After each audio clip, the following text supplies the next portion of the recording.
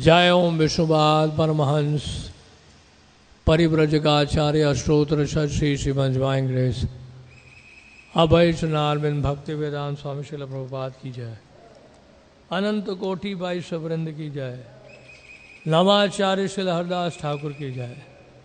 प्रेम से गौ श्री कृष्ण चैतन्य प्रभु नित्यानंद श्री अद्वैत गदाधर शिवासादि गौर भक्त वृंद की जय। श्री श्री राधा कृष्ण गौ गोपीनाथ श्याम कुंड राधा कुंड गिरी गोवर्धन की जय। गंगा माई की जय। यमुना माई की जय। वृंदा देवी तुलसी महारानी की जय। हरिनाम संकीर्तन की जय। समवेत भक्त वृंद की जय। All glory to the assembled devotees, Hare Krishna. All glory to the assembled devotees, Hare Krishna. All glory to Shri Guru and Gaurang.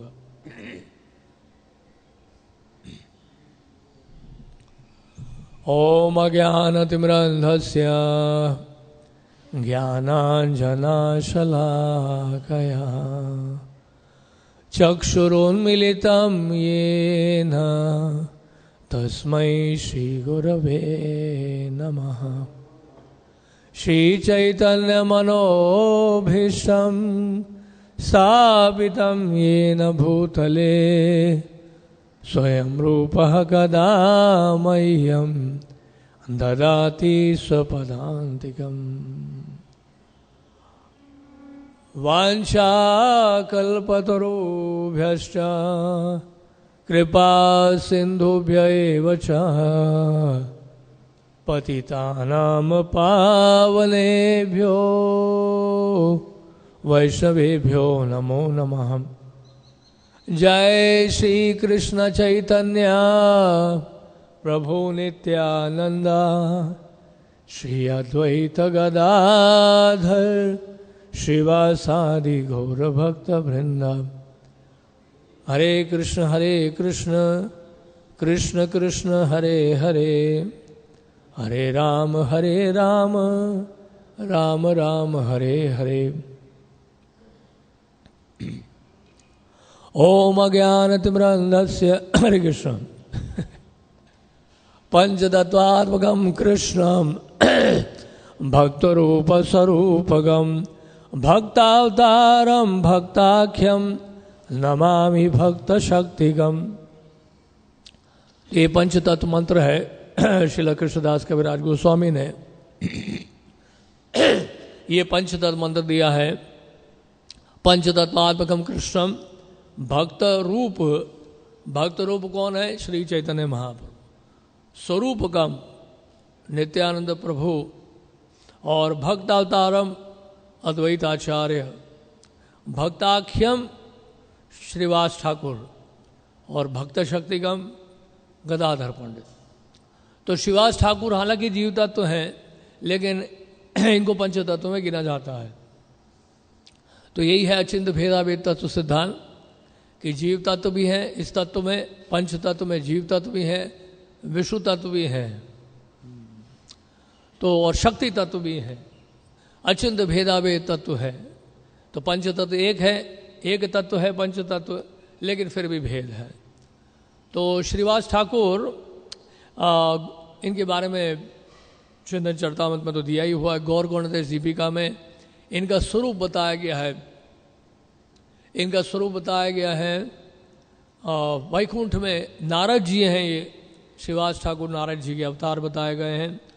और उनके जो भाई हैं रमाई पंडित, इनको श्री राम पंडित भी कहा जाता है, और वो पर्वत मुनि रहे हैं।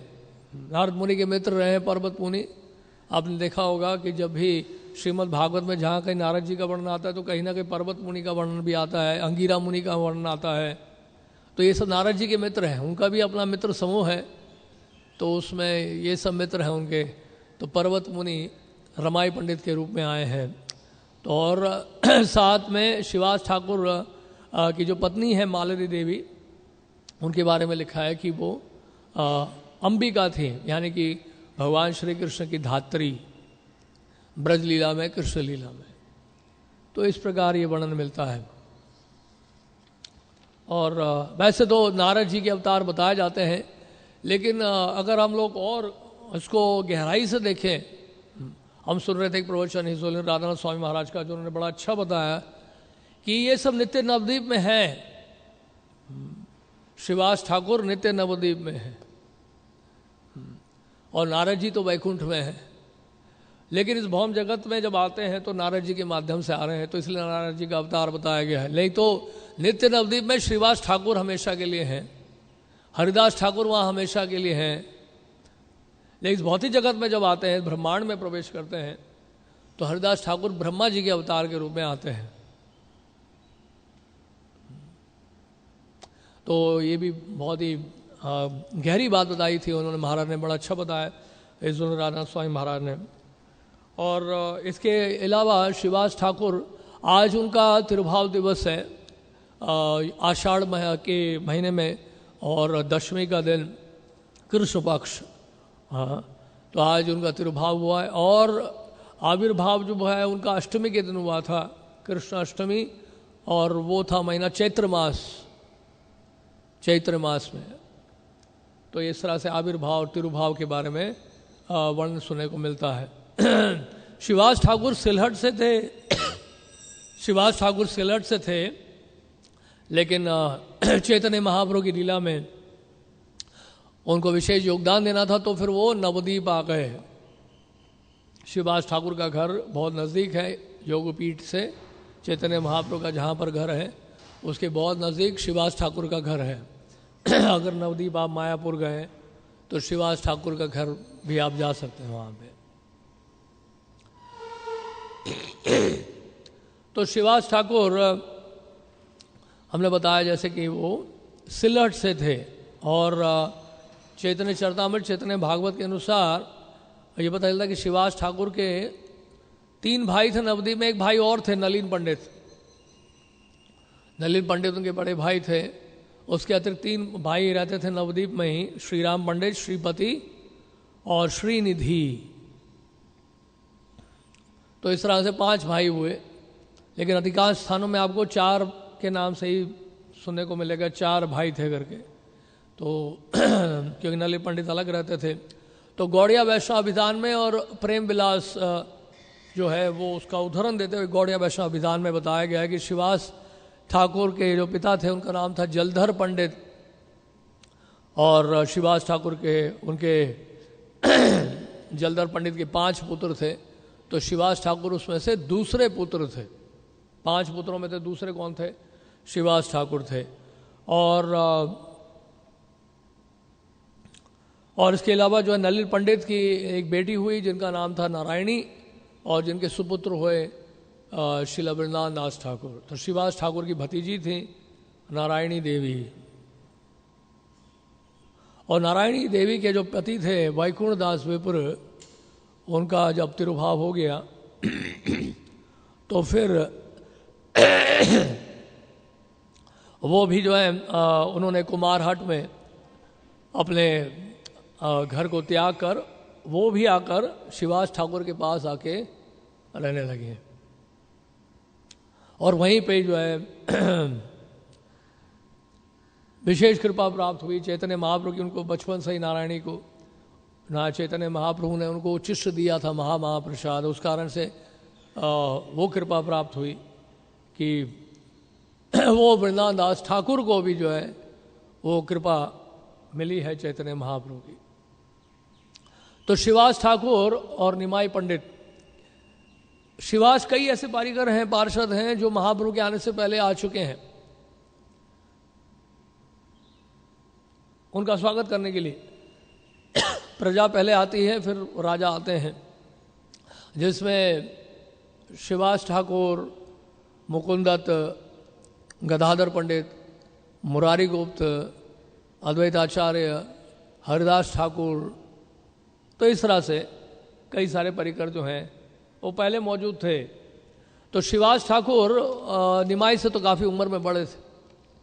तो श्रीवास ठाकुर जो है वो के साथ हमेशा श्रीवास ठाकुर हो गए, गदाधर पंडित हो गए, मुरारी गुप्त हो गए, मुकुंदत्त हो गए, निमाई इनसे हमेशा तर्क वितर्क करते थे शाह।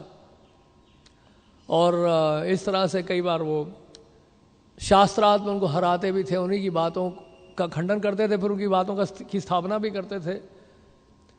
तो ऐसे में भक्त लोग जो हैं उनकी विद्वत्ता को देखकर बड़े चकित थे, लेकिन वो सब ये प्रार्थना कर रहे थे, वो सोच रहे थे चैतन्य महाप्रभु को नहीं पहचान पा रहे थे, क्योंकि चैतन्य महाप्रभु निमाई ने विद्वत्ता का प्रदर्शन करना था, उन्होंने जो है योग माया से अपने आप को ढक दिया था। इसलिए भक्त लोग भी बड़े चिंतित थे कि उन्होंने सोचा कि काश ये भक्त होता तो कितना अच्छा होता, इतना विद्वान है, इतना बड़ा स्कॉलर है, काश ये कृष्ण भक्त होता तो कितना अच्छा होता। लेकिन ये विद्वत्ता की बातें करता है और उसको ये नहीं पता है कि ज्ञान का लक्ष्य क्या है।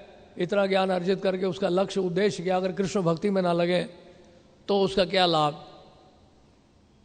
तो श्रीवास ठाकुर से भी एक दिन मिले तो श्रीवास ठाकुर जो हैं वो कहने लगे कि देखो, लोग अध्ययन करते हैं कृष्ण भक्ति में आगे बढ़ने के लिए।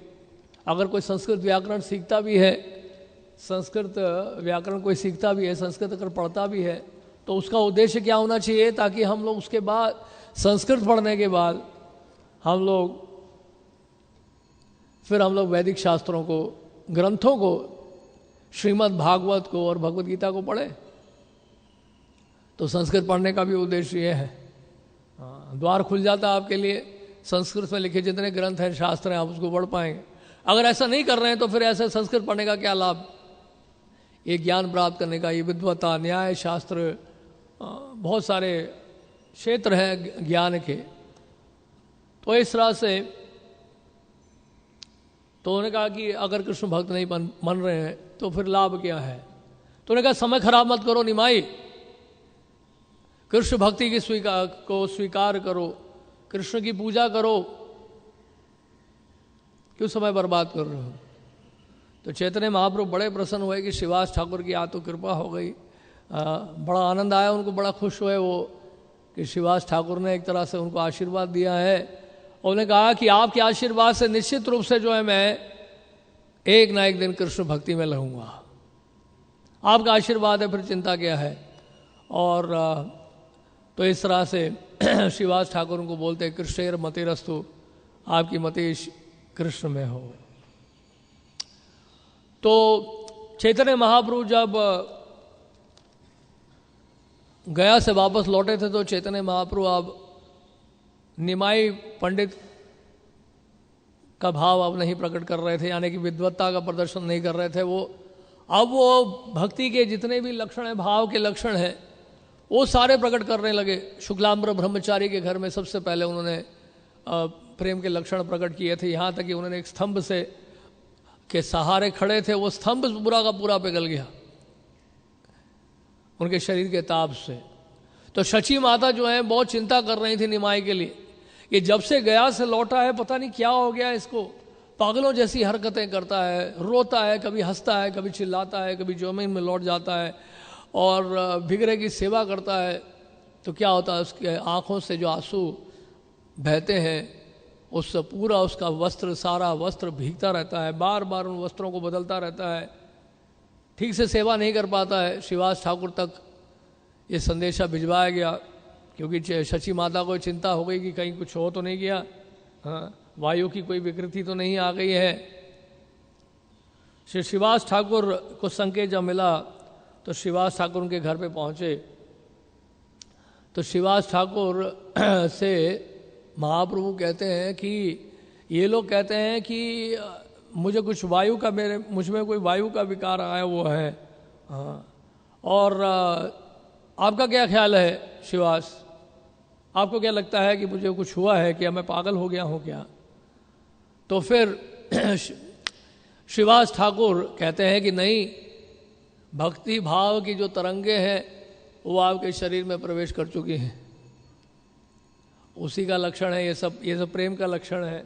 श्रीवास ठाकुर पहचान गए, तुरंत पहचान गए कि साधारण भौतिक धरातल पर नहीं है, ये तो प्रेम के लक्षण प्रकट हो रहे हैं।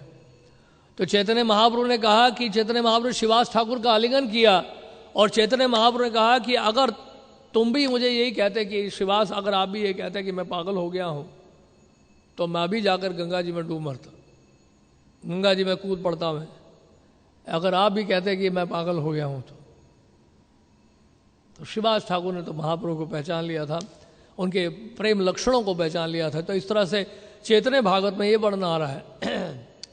और चैतन्य महाप्रभु ने जब संकीर्तन का उद्घाटन कर दिया था श्रीवास ठाकुर के घर पे, जो आसपास के जो नास्तिक जो थे, पाषांडी प्रवृत्ति के जो लोग थे, वो सब निंदा कर रहे थे, बुराई कर रहे थे, वो बड़ा द्वेष करते थे। और कई तरह के जो है हवा फैलाते थे, रूमर्स फैलाते थे, और वो कहते थे कि राजा आने वाला है, इन सबको दंड देगा, इन भक्तों को। तो श्रीवास ठाकुर बड़े चिंता में पड़ गए कि राजा आएंगे और भक्तों को पीटेगा, उसके सैनिक आगे पीटेंगे, तो कुछ करना चाहिए मुझे। तो इस तरह से फिर वो नरसिंह भगवान की पूजा करना शुरू करने लगे रक्षा के लिए। और श्रीवास ठाकुर इस तरह से जब भयभीत होकर नरसिंह भगवान की स्तुति कर रहे थे, तो एकदम से चैतन्य महाप्रभु आ गए, निमाई आ गए, और दरवाजे पर जोर से उन्होंने लात मारा और घर के भीतर प्रवेश किए। निमाई कहते हैं कि किसकी पूजा कर रहे हो तुम? जिसकी तुम पूजा कर रहे हो वो तुम्हारे सामने है, किसका ध्यान लगा रहे हो तुम? तो उसके बाद फिर क्या हुआ?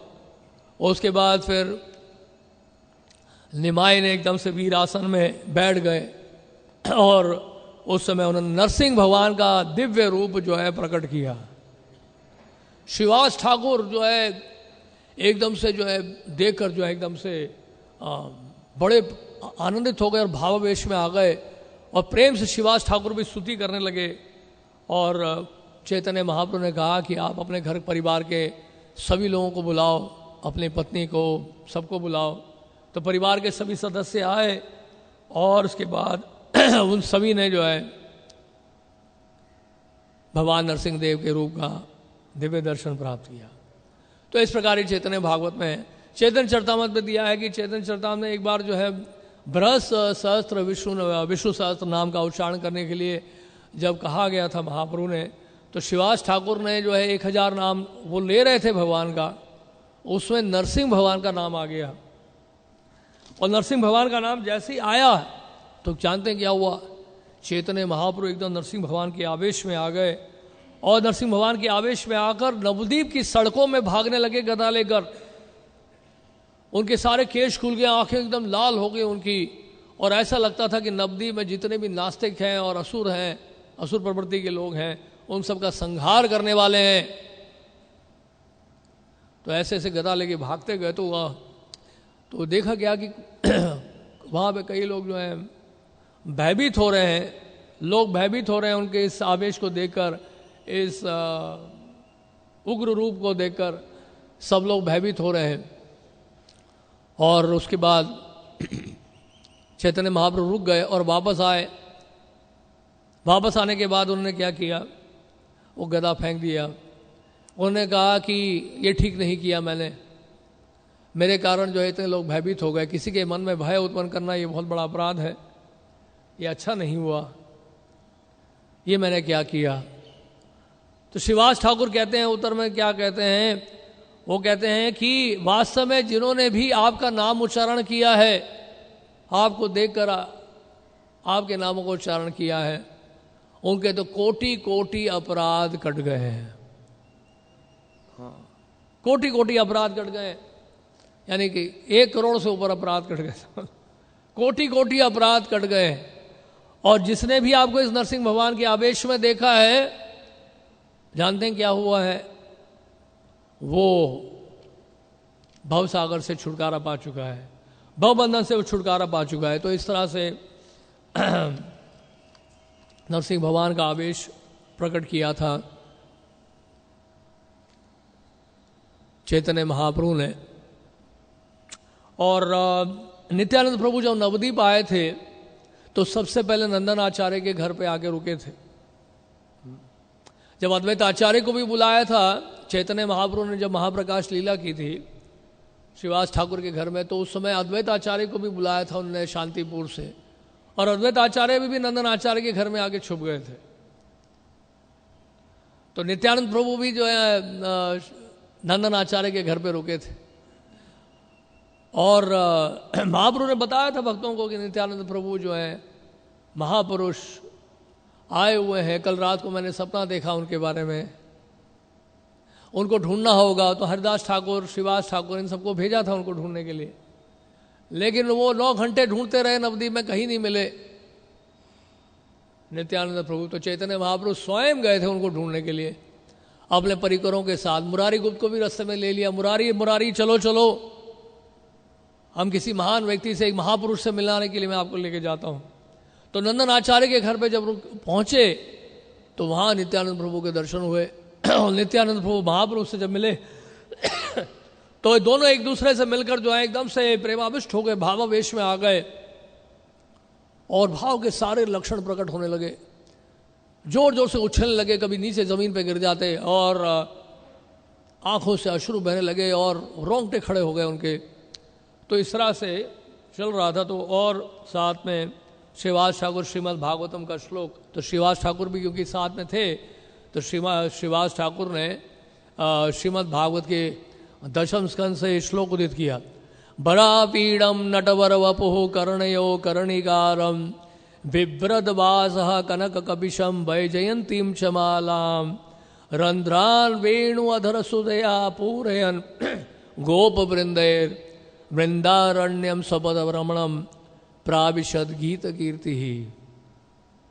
तो इस तरह से श्रीवास ठाकुर ने श्रीमद् भागवतम का ये श्लोक उच्चारण किया, और जिसमें कृष्ण जो है जिनकी कीर्ति का गुणगान कौन कर रहे हैं, जब वृंदावन में प्रवेश कर रहे हैं, वन में प्रवेश कर रहे हैं, तो कीर्ति का गुणगान कौन कर रहे हैं, वो ग्वाले कर रहे हैं। वो नर्तक के समान लगते हैं, नटवर हैं और मोर पंख धारण करने वाले हैं, पीताम्बर वस्त्र धारण करने वाले हैं।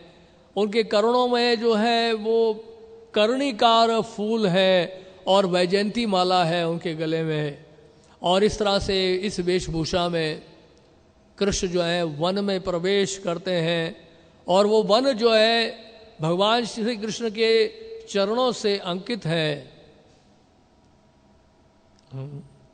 और इस तरह से उनके जो वो वंशी बजाते हैं, वो जब वंशी बजाते हैं या वेणु बजाते हैं तो क्या होता है, वो वेणु जो है, वेणु के जो छिद्र हैं वो भगवान श्री कृष्ण के अधरामूत्र से भर जाते हैं। तो इस तरह से ये श्लोक है। और इस तरह श्रीवास ठाकुर ने श्रीमद् भागवतम के श्लोकों को सुना। तो नित्यानंद प्रभु ने जैसे ही सुना है श्रीमद् भागवतम का ये श्लोक तो क्या हुआ, और मूर्छित होकर गिर पड़े, और वो अष्ट सात्विक भाव के जो लक्षण हैं वो सब के सब प्रकट होने लगे। और उसके कुछ दिनों के बाद चैतन्य महाप्रभु ने नित्यानंद प्रभु को कहा कि व्यास पूजा बनाई जाए, और श्रीवास ठाकुर कहा कि आप तैयारी करिए। श्रीवास ठाकुर ने कहा ठीक है मैं कर सकता हूँ, लेकिन मुझे एक ग्रंथ देखना पड़ेगा कि किस तरह से व्यास पूजा की जाती है और उसका जो विधि विधान है क्या है। तो इस तरह से सारी व्यवस्था करी जा रही थी। और आदिवास के दिन, आदिवास मतलब व्यास पूजा के एक दिन पहले बड़ा सुंदर कीर्तन हुआ, आदिवास कीर्तन हुआ, और चैतन्य महाप्रभु उस समय बलदेव जी के भावावेश में आ गए, और ये वो दर्शाने लगे कि वास्तव में, और दिखाने लगे कि नित्यानंद प्रभु जो हैं वो बलराम जी से अभिन्न हैं। और साथ में यानी कि अद्वैत आचार्य को भी पुकारने लगे, नाड़ा नाड़ा करके पुकारने लगे। कौन पुकारने लगे? चैतन्य महाप्रभु, यानी कि जिनके कारण सब कुछ चलायमान है, और नाड़ा नाड़ा नाड़ा, और कि जिस कारण, इनके कारण, अद्वैत आचार्य के कारण, उनकी प्रार्थनाओं के कारण मैं प्रकट हुआ हूँ। तो इस प्रकार अगले दिन श्रीवास ठाकुर जो है उन्होंने एक पुस्तक उन्होंने ली और व्यास पूजा की तैयारी हुई। और जब व्यास पूजा हो गया, पूजा वगैरह कर लिया, तो श्रीवास ठाकुर ने कहा नित्यानंद प्रभु से कि व्यासदेव को आप माला पहनाइए। तो नित्यानंद प्रभु के हाथ में जब माला पकड़ाई तो नित्यानंद प्रभु माला लेके ऐसे खड़े हो गए, कुछ कर नहीं रहे थे, एकदम से स्तब्ध हो गए वो। तो श्रीवास ठाकुर ने दोबारा कहा नित्यानंद प्रभु व्यासदेव को माला पहनाइए। और दूसरी बार भी कहे तो वो चुप रहे। फिर उन्होंने कहा नित्यानंद प्रभु व्यासदेव को माला पहनाइए, और फिर वैसे ही खड़े रहे। तो फिर महाप्रभु ने कहा कि नित्यानंद प्रभु माला पहनाइए ना व्यासदेव को। तो नित्यानंद प्रभु ने कहा अरे महाप्रभु कह रहे हैं, वो एकदम से फिर होश में आए। तो माला व्यासदेव को पहनाने के बदले उन्होंने किसको पहना दिया? चैतन्य महाप्रभु को पहना दिया। नित्यानंद प्रभु ने किसको पहना दिया? महाप्रभु को वो माला पहना दिया। और उसके बाद उस समय बहुत सारे षड्भुज रूप हैं चैतन्य चरितामृत में, चैतन्य भागवत में, बहुत तरह तरह के षड्भुज रूप दिखाए गए हैं। तो ये षड्भुज रूप इस तरह का है जिसमें उन्होंने दिखाया कि बलराम जी का जो हल है, उनका जो गदा है 2 हाथों में, और बाकी 4 हाथों में भगवान विष्णु का शंख चक्र गदा पद्म, इस तरह का षड्भुज रूप उन्होंने दर्शन दिया। तुरंत महाप्रभु को ये, नित्यानंद प्रभु को ये दर्शन दिया षड्भुज रूप का। और उसके बाद व्यास पूजा होने पर महाप्रभु ने आज्ञा दी कि हम सब संकीर्तन करेंगे।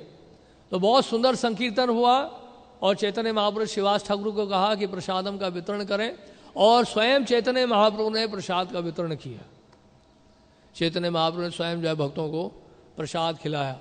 और चैतन्य महाप्रभु ने श्रीवास ठाकुर की श्रद्धा, उनकी भक्ति को देखकर उनको आशीर्वाद दिया। क्या बोला चैतन्य महाप्रभु ने?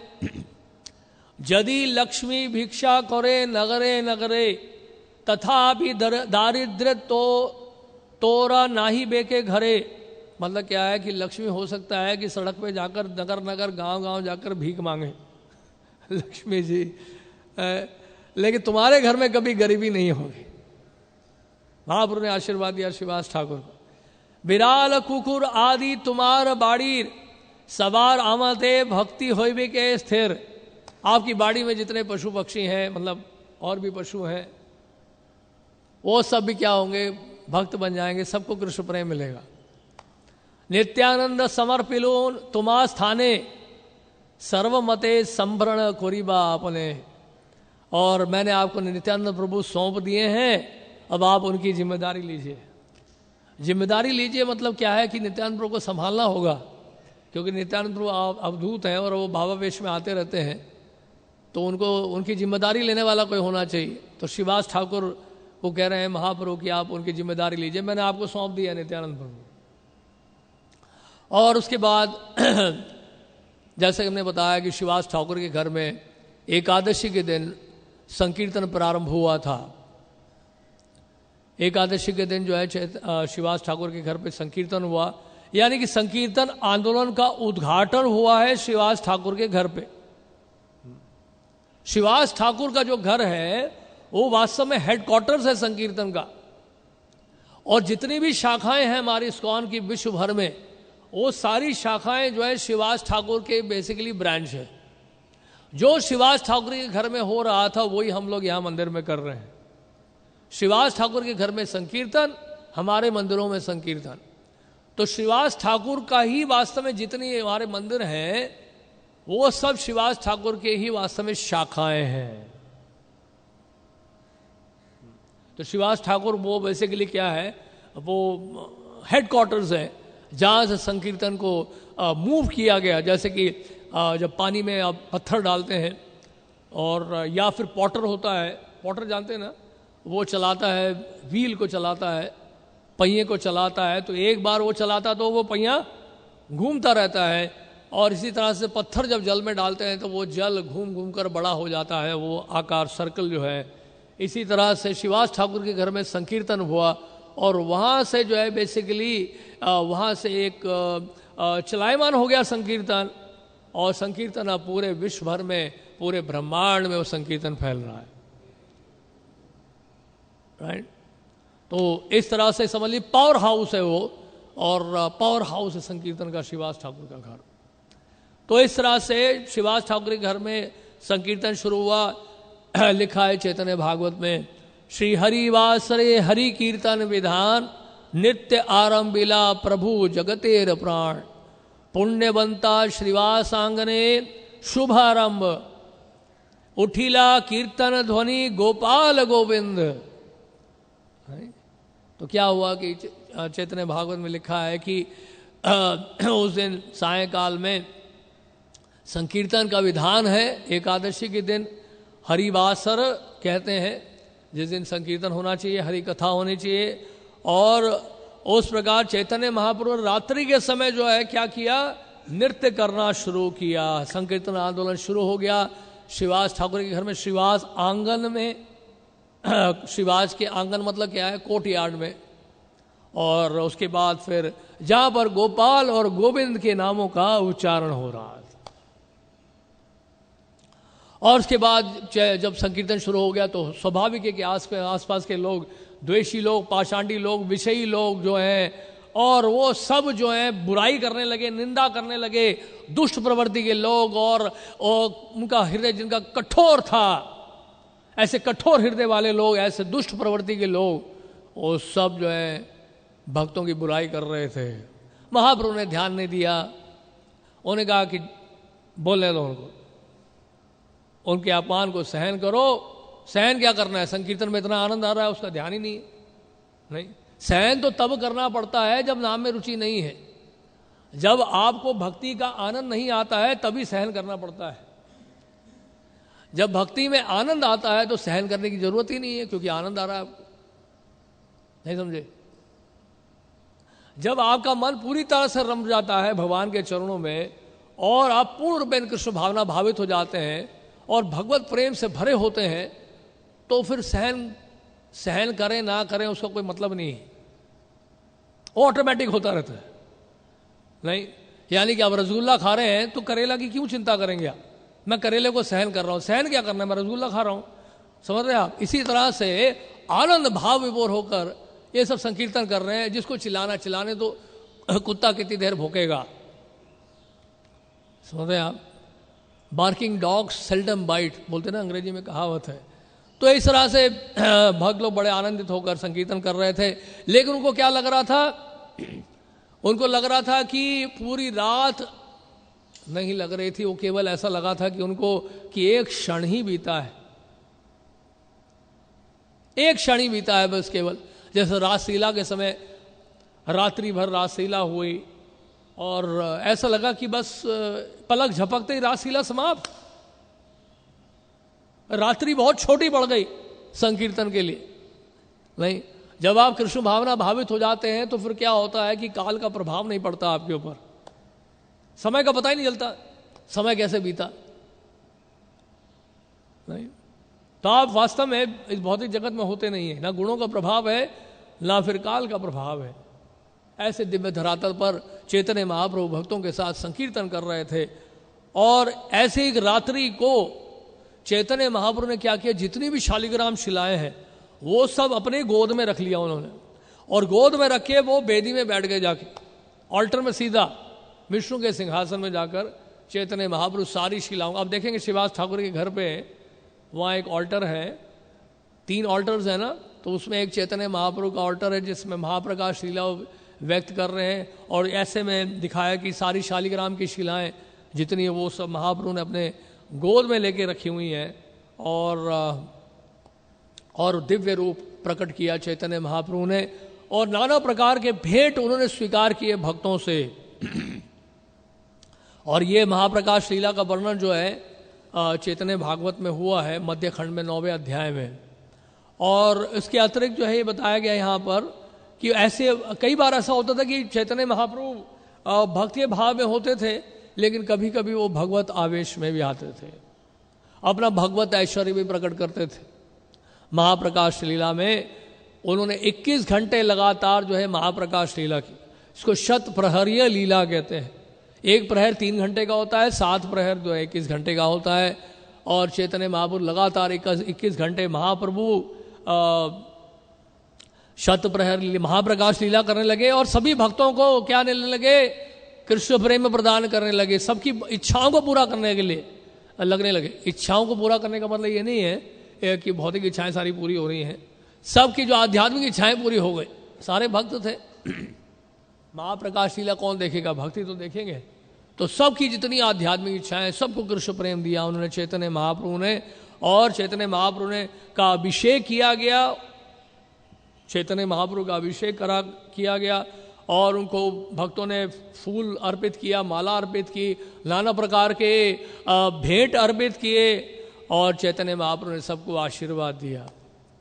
तो शची माता को कृष्ण प्रेम नहीं दे रहे थे। शची माता को क्यों कृष्ण प्रेम नहीं दे रहे थे? कि उन्हें कहा कि शची माता ने अपराध किया अद्वैत आचार्य के चरणों में। अरे ये कैसे हो गया? शची माता तो जगत माता है, निमाई की माता है, ये कैसे अपराध कर सकती हैं? तो भक्त लोग सभी मिलकर गए अद्वैत आचार्य के घर पे अद्वैत आचार्य से मिलने। उन्हें कहा कि आचार्य बड़ा ही विकट परिस्थिति आ गई है और गौर सुंदर गौरहरि जो है अपनी माता शची माता को कृष्ण प्रेम देने से इनकार कर रहे हैं। वो कह रहे हैं कि शची माता ने आपके चरणों में अपराध किया है। अद्वैत आचार्य ने कहा क्या? शची माता कैसे अपराध कर सकती है? वो तो माता यशोदा है, माता देवकी है, वो जगत माता है, वो हम सब की माता है। अद्वैत आचार्य ऐसे बोल रहे थे और बोलते बोलते भावावेश में आ गए। अद्वैत आचार्य वहीं पे गिर पड़े और शची माता जो है भागी भागी आई और उन्होंने अद्वैत आचार्य की चरण धूली ली, अपने मस्तक पे लगा ली, अपराध से मुक्त हो गई। वास्तव में अपराध तो कुछ हुआ नहीं था, लेकिन ये लीला है समझने के लिए, हम सबके इसलिए शिक्षा है। तो शची माता के मन में ये बात आ गई थी कि विश्वरूप जो है अद्वैत आचार्य की संगति मिल गई थी। अद्वैत आचार्य ने वहाँ पे चतुष्पाटी खोली हुई थी और वहाँ पे जो उस समय के जो वैष्णव है आया करते थे, हरि कथा होती थी रोज, मेरा लड़का विश्वरूप जाया करता था। अद्वैत आचार्य की संगति की वजह से वो संन्यास लेके चला गया। ये अद्वैत नहीं है, द्वैत है, यानी कि द्वैत से भरे हुए हैं, ड्यूअल है। तो वो फिर मन ही मन जो है इस प्रकार दुखी होने के कारण, निमाई से विश्वरूप से प्रेम होने के कारण, माता का स्वभाव होता है, तो इस प्रकार उन्होंने सोचा था। लेकिन ये सब जो है शिक्षाप्रद कथाएं हम सबको सिखाने के लिए। शची माता से कोई अपराध नहीं हुआ और इस तरह से शची माता को कृष्ण प्रेम दिया चैतन्य महाप्रभु ने। फिर जब पता चला कि उन्होंने अद्वैत आचार्य के चरणों की धूली अपने मस्तक पे ले ली है, और उसके बाद फिर एक दिन सायंकाल में शिवास ठाकुर की जो सास थी, यानी कि मालिनी देवी की माता, वो घुस गई अंदर शिवास ठाकुर के घर में आंगन में, छुपके से देखने लगी चैतन्य महाप्रभु की संकीर्तन लीला को। और जब चैतन्य महाप्रभु की संकीर्तन लीला देखने लगी, महाप्रभु संकीर्तन कर रहे हैं और कीर्तन कर रहे हैं, बहुत सुंदर कीर्तन चल रहा था। उन्होंने कहा कि ये क्या, आज मुझे कीर्तन में आनंद नहीं आ रहा है। होता है ना कई बार ऐसा, आप संकीर्तन में जाते हैं तो आनंद नहीं आता आपको, बोलते हैं आज मज़ा नहीं आ रहा कीर्तन में, क्या बात है। हमें तो कीर्तन में आनंद इसलिए नहीं आता है कि कुछ लोग बजाने वाले ठीक नहीं होते, या करताल ठीक से नहीं बजता है, या साउंड सिस्टम ठीक नहीं है। साउंड सिस्टम ही नहीं है, माइक ही नहीं है, नहीं, अरे साउंड सिस्टम ऑन नहीं किया हमने, इसलिए क्या है कि हम लोग सब दुखी हैं। लेकिन यहाँ वो कारण नहीं था, साउंड सिस्टम के कारण नहीं था, यहाँ पर और कोई कारण था। यहाँ पे कारण ये था कि शिवास ठाकुर की सास छुप कर देख रही थी और शिवास ठाकुर ने देख लिया, सास उनकी जो छुप के संकीर्तन देख रही हैं और वो सास का श्वास बना दिया। शिवास ठाकुर ने अपनी सास को पकड़ा और उसके बाद उन्होंने बालों से पकड़ा, केश से पकड़ा, और उन्होंने क्या किया, उनको बाहर कर दिया शिवास आंगन से। केवल जो चैतन्य महाप्रभु की जिनके ऊपर कृपा हुई है वही यहाँ पर आकर संकीर्तन में भाग ले सकते हैं, बाकी सब गेट आउट। नहीं तो उस संकीर्तन में अगर भाग लेना है, नवदीप नित्य नवदीप में गौरंग महाप्रभु की लीला संकीर्तन में भाग लेना है, तो हमें क्या करना होगा, हम भक्तों को यहाँ जो भौम संकीर्तन है जो अभी चल रहा है प्रभुपाद जी के माध्यम से, उस संकीर्तन में भाग लेना पड़ेगा। इसलिए महाप्रभु की कृपा है कि ऐसे संकीर्तन की व्यवस्था की गई है, क्योंकि अभी हम उस संकीर्तन में नहीं भाग ले सकते, तो इस संकीर्तन में भाग ले। ये संकीर्तन भी उस संकीर्तन से अभिन्न है। तो इस प्रकार एक दिन एक ब्रह्मचारी आया। ब्रह्मचारी जो है वो दूध पीकर जीवन निर्वाह करता था, बहुत तपस्वी था और बहुत सात्विक व्यक्ति था। शिवास ठाकुर से अनुरोध किया कि महाप्रभु का संकीर्तन नृत्य में देखना चाहता हूँ। उन्होंने कहा देखो बड़ी समस्या है, ये बड़ा इतना आसान नहीं है महाप्रभु का संकीर्तन देखना। लेकिन उससे बहुत प्रार्थना की तो उन्होंने कहा ठीक है छुपके से देख लो। अब वो देखने लगा तो फिर चैतन्य महाप्रभु फिर से संकीर्तन करते, फिर उनको आनंद नहीं आ रहा था। उन्होंने कहा कि शिवास क्या बात है, आज फिर आनंद नहीं आ रहा मुझे संकीर्तन में, कोई बाहर का व्यक्ति आया हुआ है क्या फिर से?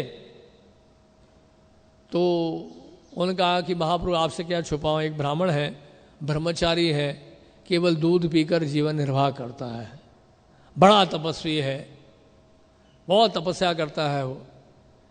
चैतन्य महाप्रभु क्रोधित हो गए। उन्होंने कहा बिना शरणागति के कोई कृष्ण भक्ति नहीं प्राप्त कर सकता है, निश्चित रूप से केवल दूध पीने से कृष्ण प्रेम प्राप्त नहीं होता है। ऐसा किसने कहा? चैतन्य महाप्रभु ने कहा कि केवल कोई दूध पीता रहे और सोचे कि कृष्ण प्रेम प्राप्त हो जाएगा, यह संभव नहीं है, शरणागत होना पड़ेगा कृष्ण की सेवा। बुलाओ उसको यहां पे, ले जाओ उसको बाहर। तो चैतन्य महाप्रभु ने उसको बाहर जाने के लिए बोला, लेके जाने बोला। वो फिर से बेचारा अनुरोध करने लगा, प्रार्थना करने लगा, महाप्रभु मैं थोड़ा सा बस संकीर्तन देख सकूं आपका। बड़ा विनम्र हो गया वो, एकदम दंडवत का इत्यादि करने लगा। वो बड़ विनम्रता से महाप्रभु के सामने पेश आया। तो महाप्रभु बड़े दयालु हैं, बड़े कृपालु हैं, उनका हृदय जो है करुणा से भरा है चैतन्य महाप्रभु का। चैतन्य महाप्रभु का इधर आप।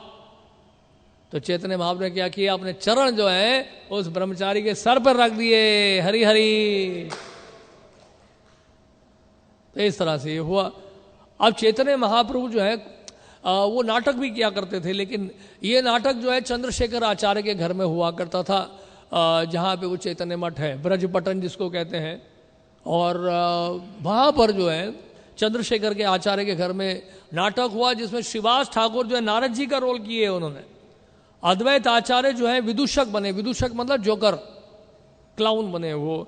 और हरिदास ठाकुर जो है वो पुलिस ऑफिसर बने। चैतन्य महाप्रभु भगवान श्री कृष्ण की पत्नी पटरानी जो है रुक्मिणी जी बने। और नित्यानंद प्रभु एक वृद्ध औरत का रोल प्ले कर रहे थे। और चैतन्य महाप्रभु रुक्मिणी जी के, लक्ष्मी जी के भाव में वो बेदी में जाकर बैठ गए और सबको आशीर्वाद देने लगे। तो श्रीवास ठाकुर के घर पे एक समय क्या हुआ, जब हमने बताया कि संकीर्तन चल रहा था और कई ऐसे जो पड़ोसी थे वो बहुत द्वेष करते थे। कुछ लोग तो उनका सम्मान भी करते थे। श्रीवास ठाकुर वास्तव में बहुत ही ज़्यादा यशस्वी व्यक्ति थे, बहुत सम्मानित व्यक्ति थे नवद्वीप में, और लोग उनका सम्मान किया करते थे। लेकिन कई लोग जो है उनकी बुराई भी करते थे। और तो इस ऐसे में क्या हुआ कि एक दिन जो है एक भट्टाचार्य ब्राह्मण थे जिनका नाम था गोपाल चपल। गोपाल चापल, चापल है ना या चप्पल? चप्पल तो नहीं है, गोपाल चापल इनका नाम था। तो इन्होंने क्या किया, ये बड़ा द्वेष कर रहे थे, श्रीवास ठाकुर को बदनाम करना चाहते थे। उन्होंने कहा कि मैं दिखा दूंगा कि ये कृष्ण भक्त नहीं है, ये काली का उपासक है। तो वो जबा फूल जो होता है जो काली को अर्पित करते हैं, जबा फूल और उसके बाद शराब की बोतल और वहाँ पे मीट और इस तरह से लाल चंदन, ये सब सिंदूर कह लीजिए, वो ये सब सामान रख दिया श्रीवास ठाकुर के घर के बाहर, लोगों को दिखाने के लिए यह झूठा आदमी है, ये कृष्ण भक्त नहीं है, ये तो काली का उपासक है। तो श्रीवास ठाकुर जब सुबह उठे, दरवाजा जब खोला उन्होंने कहा अरे ये क्या है, ये मेरे घर के सामने क्या रखा हुआ है। श्रीवास ठाकुर हंसने लगे। उन्होंने कहा देखो देखो, आओ आओ पड़ोसियों, सुनो सुनो, मैं तो शक्ता हूं, मैं तो पूरी रात जो है काली की पूजा में लगा हुआ था। तो इस तरह से श्रीवास ठाकुर सबको बुला के जोर जोर से हंसने लगे। आसपास के लोग, अच्छे लोग जो थे, जो उनके साथ थे, उन्होंने बड़ा दुख प्रकट किया। उन्होंने कहा यार ये बड़े बदमाश टाइप के लोग हैं, ये तो कैसे कैसे बदनाम करते हैं देखो श्रीवास ठाकुर को। तो उन्होंने क्या किया, फिर गोमूत्र और गोबर मंगवाया और वो सारा जो है साफ किया, वो सारे सामान वहाँ से उठा के फेंके। और बहुत श्रीवास ठाकुर भी सोचने लगे यार कैसे लोग हैं, चलो ठीक है। गोपाल चप्पल को जो है 3 दिन के भीतर जो है कोढ़ का रोग हो गया, कोढ़ का रोग। और गंगा जी के किनारे महाप्रभु जब स्नान करने आए थे गंगा जी में, तो वहाँ पहुँचा और उसके पूरे शरीर में कोढ़। और वहाँ जब पहुँचा तो फिर चैतन्य महाप्रभु से कहा कि महाप्रभु गौर सुंदर गौर हरि निमाई, मुझे माफ कर दो, मुझे माफ कर दो। तड़प रहा था वो कोढ़ के रोग के कारण। कोढ़ का रोग बड़ा भयानक होता है, उसका कोई इलाज नहीं होता, पता है ना आपको। जब आपका खून पूरी तरह से सड़ जाता है तो वो फिर कोढ़ का रोग बन जाता है। हाँ, क्योंकि ये चैतन्य चरितामृत में इसलिए मैं बता रहा हूँ इसलिए ब्लड में कभी इन्फेक्शन होता है तो उसको तुरंत इलाज करना चाहिए। तो ब्लड का इन्फेक्शन जब और ज़्यादा बढ़ता जाता उसका हम इलाज नहीं कराते हैं तो फिर धीरे धीरे क्या होता है, वो खून सड़ जाता है, फिर कोढ़ का रोग होता है। कई बेचारे गरीब लोग होते हैं वो इलाज नहीं करा पाते हैं, तो इस तरह से वो फिर बाद में कौड़ी बन जाते हैं। लेकिन यहाँ पे वैश्य अपराध के कारण हुआ, शिवाज ठाकुर के चरणों में अपराध करने के कारण कौड़ी बन गया वो। और चैतन्य महाप्रभु ने भी कहा कि मैं तो ये चाहूंगा कि तुम्हें लाखों जन्मों तक जो है क्या करें, कीड़े काटे तुम्हें। गौर सुंदर गौर हरि बहुत क्रोधित हुए, तुमने शिवाज ठाकुर के साथ जो है ये षड्यंत्र रचा और ये दिखाया कि वो काली का उपासक है, तुम्हें नरक में, रौरव नामक नरक में लाखों लाखों सालों तक तुम्हें सड़ना होगा। तो चैतन्य महाप्रभु जो सन्यास ले लिए थे और उसके बाद फिर विद्यानगर से उसके बाद कुलियाग्राम गए थे और वहां पे उन्होंने कई अपराधियों को माफ किया था। देवानंद पंडित का जहाँ स्थान था, और वो कुलिया जो इलाका है उसको अपराध भंजन कुलिया भी कहते हैं। तो बहुत सारे अपराधियों को वहाँ पे क्षमा किया था। तो वहाँ पर गोपाल चपल आए थे और गोपाल चपल ने वहाँ पे आकर भी उनसे माफ़ी मांगी थी। ये सन्यास के बाद की बात है, तब तक जो है वो तड़प रहा था और वो उन्होंने आके फिर से महाप्रभु से माफ़ी मांगी, महाप्रभु मुझे माफ़ कर दीजिए। तो इस बार महाप्रभु के हृदय में दया आ गई, उन्होंने कहा अरे बहुत ज़्यादा ही तड़प रहा है। तो महाप्रभु ने कहा जाओ ठीक है, शिवाज ठाकुर से जाके माफ़ी मांगो। तो फिर वो गए, शिवाज ठाकुर से क्षमा याचना की उन्होंने और शिवाज ठाकुर ने गोपाल चपल को क्षमा किया। और जैसे ही क्षमा किया, जानते हैं क्या हुआ, शिवाज ठाकुर के क्षमा करने पर गोपाल चपल का कोढ़ का रोग दूर हो गया, वो ठीक हो गया। और इसी तरह देवानंद पंडित जो है उनका भी दुर्भाग्य था। भागवत के बहुत बड़े कथावाचक थे लेकिन भक्तिमय नहीं था उनका कथा का प्रवचन, उसमें डिवोशन की कमी थी, भक्ति की कमी थी। तो शिवाज ठाकुर एक दिन भागवत के श्लोकों को सुनकर उस स्थान में आ गए जहाँ देवानंद पंडित का आश्रम था और वहाँ पे कई उनके विद्यार्थी बैठकर कथा सुन रहे थे। श्रीमद् भागवत का हम जैसे ही श्लोक सुना, शिवाज ठाकुर भावावेश में आ गए और अष्ट सात्विक भाव प्रकट हो गए। उनके विद्यार्थी मूर्ख थे और वो अनपढ़ थे और इस विषय में शिवाज ठाकुर को उन्होंने बाहर कर दिया। देवानंद पंडित चुपचाप देखते रहे, उन्होंने कुछ बोला ही नहीं, मौनम स्वीकृति लक्षणम। और उसके बाद देवानंद पंडित जो हैं उन्होंने बाद में चैतन्य महाप्रभु भी आए थे। चैतन्य महाप्रभु उस रास्ते से गुजरे तो देवानंद पंडित को बहुत प्रताड़ित किया लेकिन फिर भी कोई असर नहीं पड़ा। लेकिन वक्रेश्वर पंडित जब वहाँ रुके उनके घर पे और वक्रेश्वर पंडित की उन्होंने सहायता भी की थी, जब वक्रेश्वर पंडित नृत्य करते थे तो भीड़ से रक्षा करते थे देवानंद पंडित। तो देवानंद पंडित ने वक्रेश्वर पंडित की सेवा कर दी तो उनका हृदय पिघल गया और धीरे धीरे देवानंद पंडित भी जो क्या हो गए, महाप्रभु के शुद्ध भक्त बन गए। तो इस तरह से शिवाज ठाकुर के बारे में ये भी है। और एक बहुत ही महत्वपूर्ण लीला शिवाज ठाकुर के घर में जो घटित हुई वो है चांद काजी की लीला। चांद काजी को पता चला, बताते प्रभुपाद एक जगह पे कि प्रभुपाद कह रहे हैं कि ये पहले हिंदू ब्राह्मण ही थे जो चांद काजी के पास जाके शिकायत किए कि ये शिवाज ठाकुर के घर में संकीर्तन चल रहा है, नवदी में इतने ऊंचे ऊंचे स्वरों में ये लोग कीर्तन करते हैं, नामों का उच्चारण करते हैं, इससे तो मंत्रों का जो प्रभाव है उसकी जो शक्ति वो जो है कम हो जाएगी। तरह तरह की बातें वो लोग करते थे और ये हमारा धर्म का विनाश कर रहे हैं। तो चांद काजी उनके घर के पास से गुजर रहे थे, उन्होंने देखा कि यहाँ शिवाज ठाकुर के घर में संकीर्तन चल रहा है और भीतर गए, वहाँ भक्तों को पीटना शुरू किया, मृदंग फोड़ डाला। इससे शिवाज ठाकुर का घर जो है उसको खोल भंग डंग यानी कि वहाँ पर मृदंग को तोड़ा गया। और चैतन्य महाप्रभु को जैसे ही पता चला, जैसे आए वापस महाप्रभु देखा कि यहाँ पर भक्तों को पीटा गया है, सब लोग रो रहे हैं, तो महाप्रभु ने कहा ठीक है आज हम चांद काजी के घर पे जाएंगे, संकीर्तन बंद नहीं होगा, अब संकीर्तन शुरू होगा। अभी तक शिवाज ठाकुर के घर में संकीर्तन चल रहा था, हम शिवा बाहर जाके संकीर्तन करेंगे। चैतन्य महाप्रभु नवदी वासियों को सबको एकत्रित किया और बताते हैं प्रभुपाद कि 1 लाख से ऊपर लोग थे। तो पहला civil disobedience movement Chaitanya Mahaprabhu के द्वारा शुरू किया गया। लाखों लाखों भक्त थे, देवी देवता गण भी जो है, गंधर्व किन्नर चानर सभी जो है वहां पर भक्त के वेश में मौजूद थे संकीर्तन में भाग लेने के लिए। 3 दल बनाए चैतन्य महाप्रभु ने, सबसे आगे हरिदास ठाकुर, बीच में अद्वैत आचार्य का दल और सबसे पीछे चैतन्य महाप्रभु, नित्यानंद प्रभु ने कहा महाप्रभु जहाँ आप नृत्य करेंगे मैं भी वही करूँगा आपके साथ। इस तरह से संकीर्तन करते हुए, नृत्य करते हुए चांद काजी के घर पे पहुँचे। चैतन्य भागवत में सुंदर वर्णन है, बहुत विस्तार से वर्णन किया गया है। वहाँ जाके घर में जाके उनके गमले, पेड़ वेड़ सब तोड़ दिए, हल्ला गुल्ला बहुत हुआ। अब चांद काजी डर के भयभीत होकर घर के भीतर छुप गया था। अब उसके बाद फिर जो है तो कुछ सम्मानित व्यक्तियों को बोला गया वहाँ पर जाके अब सूचना दीजिए, चांद काजी को बताइए कि हम आए हैं मिलने के लिए। तो उन सबको शांत किया, भैया आप लोग इतना हल्ला मत करो, नहीं तो वो चांद काजी निकलेगा नहीं बाहर। और फिर भीतर गए, चांद काजी के साथ बहुत सुंदर संवाद चैतन्य चरितामृत में दिया है, बड़ा डिटेल्स है वहाँ पे। हम तो आज आपको सारा संक्षेप में बता रहे हैं, समय हो गया है। और संवाद शुरू हुआ इस तरह से, चांद काजी ने बताया कि वास्तव में हुआ क्या था। कल रात को मैंने एक अद्भुत दृश्य देखा। क्या दृश्य देखा मैंने? कल रात को आधे नर का रूप और आधा सिंह का रूप एक व्यक्ति ऐसा आया और उसने मुझे क्या किया, उसने मुझे चेतावनी दी है। और अब उसका हाथ का जो नाखून है देखो गड़ा हुआ है मेरे छाती में। और उसने मुझे बोला आज के बाद तुमने संकीर्तन को रोका, आज तुम्हें मैं माफ करता हूं, लेकिन आज के बाद तुमने संकीर्तन को रोका तो जैसे हिरण्यकशिपु को विदीर्ण किया था वैसे विदीर्ण कर दूंगा, तुम्हें भी मार डालूंगा मैं, तुम्हारे पूरे परिवार को सबको संहार कर दूंगा मैं, सब यमन जाति को संहार कर दूंगा मैं।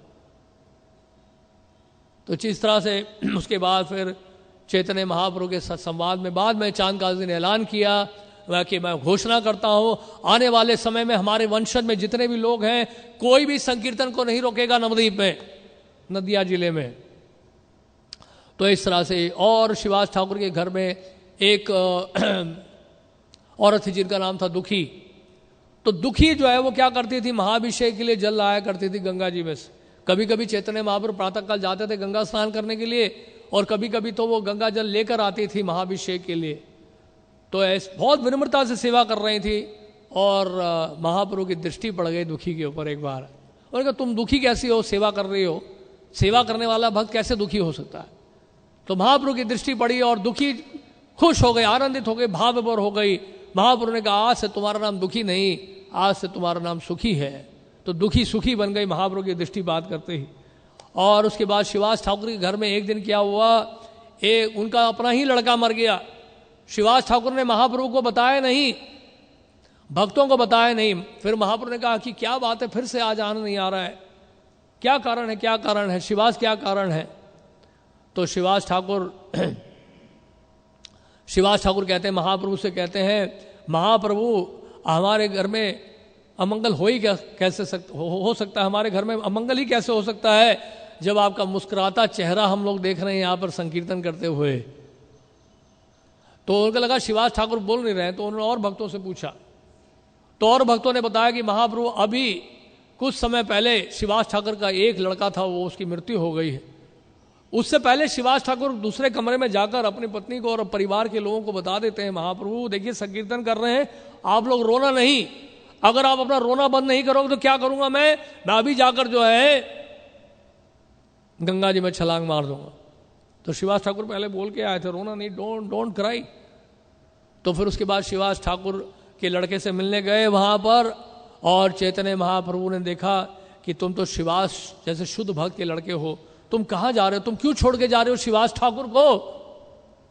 तो वो जो मरा हुआ जो लड़का था वो जाग गया, चैतन्य महाप्रभु ने कृपा कर दी, वो जीवित हो गया। और तो लेकिन लड़के ने कहा कि कुछ दिन मैंने बिताने थे शिवाज ठाकुर के घर में, और वो दिन पूरे हो गए हैं, मैं तो आपकी इच्छा के अनुसार आप दूसरे स्थान जा रहा हूं, मैं स्वतंत्र नहीं हूं, आपकी इच्छा के अनुसार ही मैं कार्य कर रहा हूं, आप कृपा करिए मेरे ऊपर, जहां कहीं भी जाओ मैं आपको भूलूं नहीं।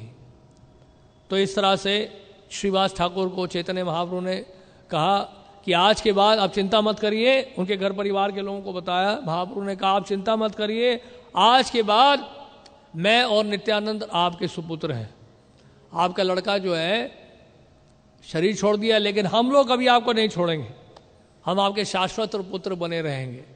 तो इस तरह से जो है, और शिवास ठाकुर हम जानते हैं कि चैतन्य महाप्रभु जो संन्यास लिए, तो शिवास ठाकुर जो है अब महाप्रभु के वियोग में नहीं रह पा रहे थे नवद्वीप में, तो परिवार सहित वापस वो कहाँ चले गए, कुमारहट चले गए। तो कुमारहट में जाके रहने लगे, लेकिन कुमारहट से भी वो जाते थे नीलाचल, जगन्नाथपुरी डोल यात्रा में चातुर्मास्य के समय। और भी भक्त जाते थे, अद्वैताचार्य, नित्यानंद प्रभु, मुकुंद दत्त, शिवास ठाकुर, पुंडरीक विद्यानंदी, वासुदेव दत्त, मुरारी गुप्त, ये सभी चैतन्य महाप्रभु से मिलने के लिए सैकड़ों भक्तों के साथ बंगाल से नीलाचल जाया करते थे। और शिवास ठाकुर जो हैं वो द्वितीय दल में थे और मुख्य गायक थे रथ यात्रा जब होती थी, और उसके मुख्य नर्तक थे उस दल में नित्यानंद प्रभु। और स्वरूप दामोदर पहले दल में थे, वो मुख्य गायक थे, अद्वैताचार्य मुख्य नर्तक थे। तीसरे दल में मुकुंद दत्त गाया करते थे, हरिदास ठाकुर जो है नर्तक थे, गोविंद घोष चौथे दल में थे और बकरेश्वर पंडित नृत्य करते थे। पांचवें दल जो है वो कुलीन ग्राम से आया, जिसमें रामानंद और सत्यराज खान थे मुख्य नर्तक। और छठे दल में शांतिपुर से अच्युतानंद प्रभु थे। और सातवें दल जो है श्रीखंड से था, नरहरि और रघुनंदन ठाकुर जिसमें हुआ करते थे। तो इस तरह से 7 संकीर्तन दल हुआ करते थे और बड़ा विशेष आयोजन था। रथ यात्रा में जगन्नाथ जी के सामने ये सारे दल संकीर्तन करते थे। चैतन्य महाप्रभु जब नृत्य करने की इच्छा करते थे तो क्या होता था, सारे सातों के सातों दल एक साथ आके मिल जाते थे। और कभी कभी तो चैतन्य महाप्रभु को कुछ विशेष भक्त, गुह्यतम भक्त जो हैं, महाप्रभु को अलग अलग दलों में एक साथ देखते थे। अपना महाप्रभु विस्तार किया होते और सारे दलों में एक साथ देखते, सातों दल में 7 रूप देखते चैतन्य महाप्रभु का नृत्य करते हुए, ऐसा भी होता। और श्रीवास ठाकुर जो है चैतन्य महाराज प्रताप रुद्र हरिचंदन जो उनके जो सेवक थे, वो हरिचंदन के ऊपर झुक कर खड़े हुए थे, उनके ऊपर हाथ रख के खड़े हुए थे और चैतन्य महाप्रभु के नृत्य देख रहे थे। तो श्रीवास ठाकुर सामने आके खड़े हो गए और श्रीवास ठाकुर क्योंकि इतने भाव में मग्न थे और वो ध्यान ही नहीं दिया कि पीछे राजा खड़े हुए हैं। तो हरिचंदन ने कहा कि साइड में हो जाओ, राजा खड़े हैं। तो श्रीवास ठाकुर तो इतने मग्न थे भाव में, नृत्य चल रहा है महाप्रभु का, इस साइड में हो जाओ क्या होता है। तो श्रीवास ठाकुर जो है वो बड़ा ही एब्जॉर्ब थे, एकदम मग्न थे। तो बार बार जब वो छेड़ रहा था हरिचंदन, हटो हटो हटो करके, श्रीवास ठाकुर ने पीछे मुड़ा और एक मारा झापड़, थप्पड़ मारा जोर से। तो हरिचंदन को बड़ा गुस्सा आया और हरिचंदन हाथ उठाने लगा। महाराज प्रताप रुद्र कहते हैं कि ये क्या कर रहे हो हरिचंदन, तुम्हारे ऊपर बड़ी कृपा हुई है श्रीवास की, यार तो बड़े भाग्यशाली हो कि थप्पड़ खाया तुमने तो इस तरह से। और उसके बाद चैतन्य महाप्रभु जब संन्यास ले लिए थे और कटवा से संन्यास लेने के बाद वो कुमारहट भी गए थे। और कुमारहट जो श्रीपाद ईश्वरपुरी का जन्म स्थान है, और वहाँ पे वो श्रीवास ठाकुर से भी मिलने गए थे। श्रीवास ठाकुर अब कुमारहट में आ गए थे तो कुमारहट में श्रीवास ठाकुर के घर भी गए थे।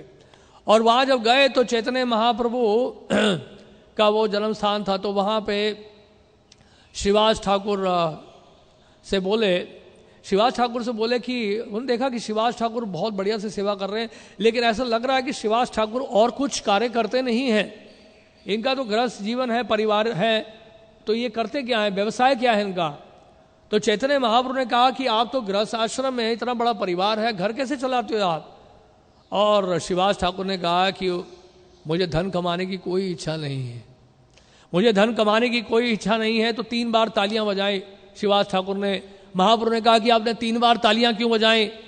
तो उन्होंने कहा कि 3 बार इसलिए तालियां बजाएं कि मैं 1 दिन, 2 दिन, 3 दिन उपवास करूंगा, और अगर मुझे कुछ खाने को नहीं मिलेगा तो गले में जो है, गर्दन में एक घड़ा लटका लूंगा और गंगा जी में छलांग मार दूँ।